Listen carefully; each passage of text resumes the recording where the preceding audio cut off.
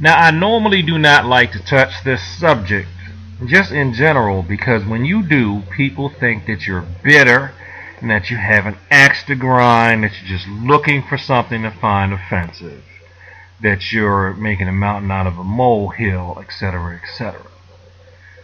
But I don't feel like I should just turn a blind eye to the subject of racism, even if I can handle it and I know how to deal with it, because I feel like I'm enabling the problem. You know, if I don't say something at all when I see racism or about it ever, if I don't say something, that, I'm part of the problem. Now I'm going to preface this by saying two things. First of all, I'm not going to sit up here and act like I'm a perfect person and I have never done anything in my life to ever hurt anyone's feelings in any kind of way whatsoever. I know better than that. And all the people that I've unnecessarily offended, I apologize. And let me make it clear. If I said something that you didn't like just because you didn't like it and you were wrong, that I don't apologize for. But if I said something that was wrong and just totally out of character, or wrote something that offended you, I apologize right now. Because I'm sure I've said things, because we all have. Okay. But I do know that in the area of the martial arts, or at work, I've never said anything to try to deliberately offend people who are of a particular race. So, let me get that out of the way. And second of all, if you're sensitive, stop now. If you're sensitive, click away. Don't stay here. Don't do it. If you're sensitive, I gave you 10 seconds. 10, 9 to click away, 8, 7 to click away if you're sensitive, 6, 5 if you don't want to be offended, 4, 3, 2, 1, okay. Now you run the risk of being offended. So you were warned. Okay, I only got 2 little incidents here. Now this first one, I'm not going to use her face or image because I don't want anybody to come at me and say I owe them for use of her image. Even though she's a public figure, so there shouldn't be any way that I should not be allowed to use it in my opinion. But anyway, so I'm going to have this graphic up here that says leading MMA female professional fighter in martial arts in 2015. You ought to know who that is, because she's like the only one they talk about. But her name is in the next image. Okay. Now, judging from this next image, I must say, wow. I didn't know she practiced ninjutsu. She's a ninja, right? Wait. That doesn't say ninja. She's a Knicks fan. No, she's not a Knicks fan. She's a necromancer. Oh no, she doesn't practice magic. Alright, well anyway, you see it. RR is an N-word. Why? I'll tell you what happened. It's because let's say somebody didn't like the way she was leading her personal life. And a news story came up about her possibly doing something that society doesn't approve of in her personal life. So they just had to go to the lowest thing they could possibly say about somebody and just say that she's something that rhymes with figure. That's just ridiculous. Now, I know that the trash talking stuff and everything that she does, I'm not a fan of. But, dang, I mean, really?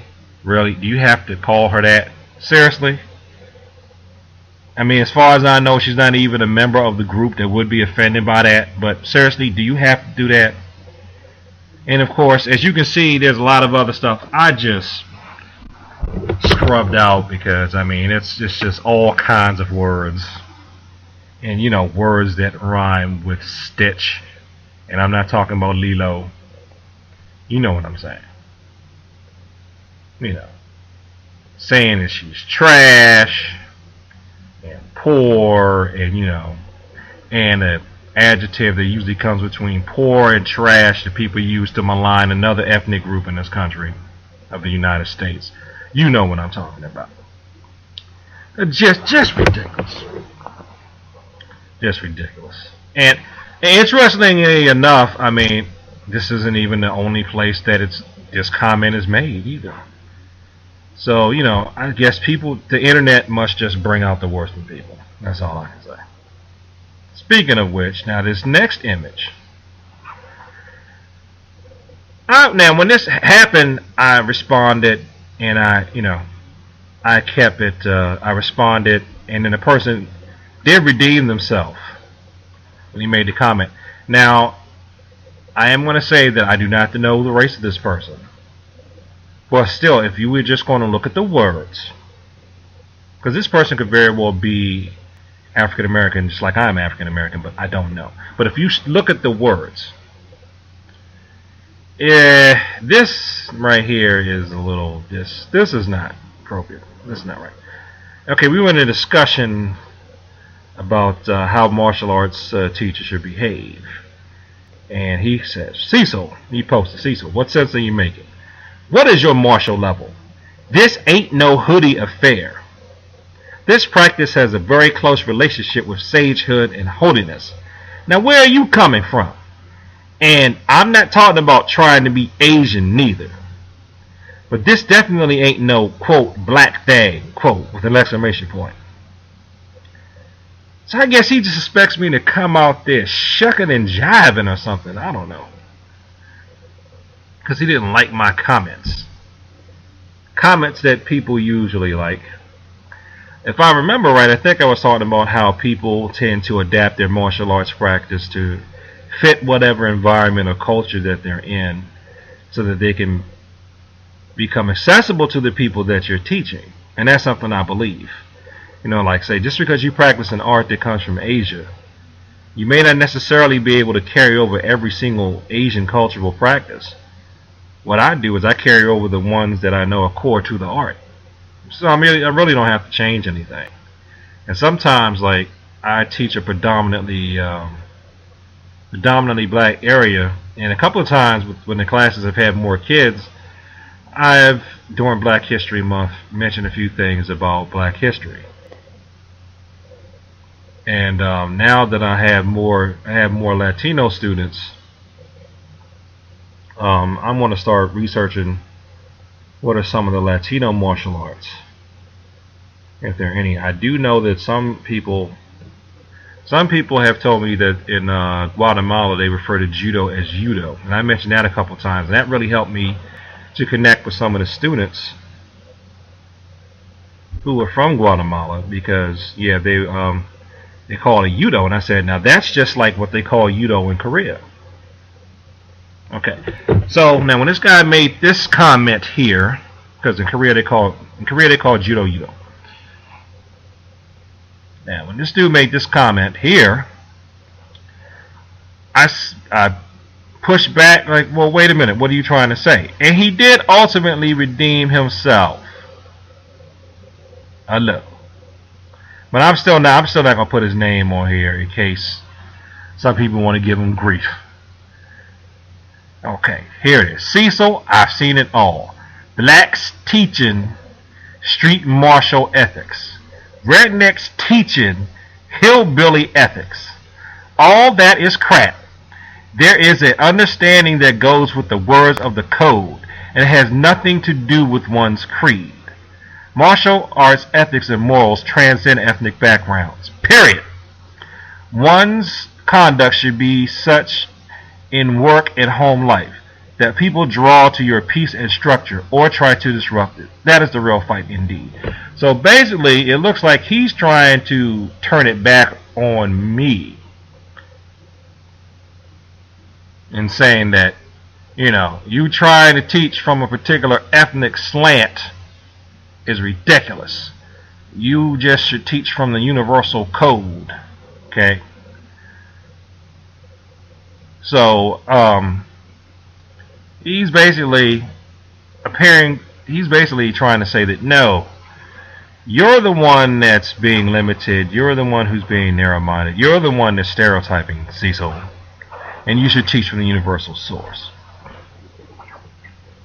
But the way he worded this is still it's ridiculous. I mean that can offend people. That might offend people from the street and people who don't like the term hillbilly being applied to them. I'm just saying. But see, this is the thing. This is what I think he's missing out on. Is that when you learn something about the people that you're teaching, if you can actually learn something about their culture, and I don't mean like you try to talk to them in a way that's offensive. When you learn something about other people's cultures and you show them how what you're doing kind of relates to a part of their culture, eventually people do get to that universal mindset and appreciation that we all the same. We all have hearts and lungs and legs and feet and arms and eyes, and we're all human beings. We all breathe in, breathe out. And we all just want to learn the martial arts to be able to protect ourselves. Okay.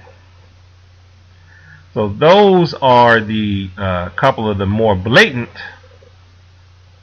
examples that I've seen in the martial arts from discussion. This is from discussion groups I've been in. That what can I say? We don't live in a perfect world. We don't live in a perfect world, and none of us are perfect people.